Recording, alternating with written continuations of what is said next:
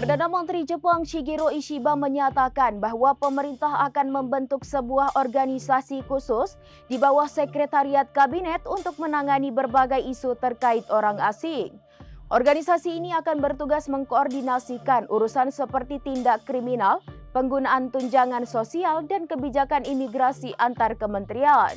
Adapun organisasi khusus yang dimaksud diberi tugas menangani beragam isu warga asing, yakni kebijakan yang diberi nama Control Tower. Mengutip Nation Thailand pada Selasa 15 Juli 2025, langkah ini diumumkan dalam rapat kabinet sebagai bagian dari upaya menciptakan masyarakat yang tertib dan inklusif di tengah meningkatnya jumlah warga asing di Jepang. Merespon kabar ini, sejumlah warganet Indonesia mengaitkan kebijakan tersebut dengan kasus pencurian yang dilakukan 3 WNI di Prefektur Ibaraki pada Januari lalu. Selain itu, keributan yang melibatkan komunitas PSHT Madiun juga disebut-sebut sebagai salah satu pemicu kebijakan Control Tower dibuat.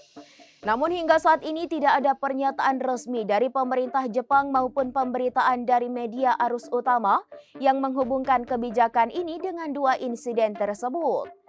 Berdasarkan pemberitaan Nation Thailand, pembentukan organisasi ini merupakan kebijakan strategis nasional yang bersifat jangka panjang, bukan reaksi terhadap kejadian maupun insiden tertentu secara spesifik.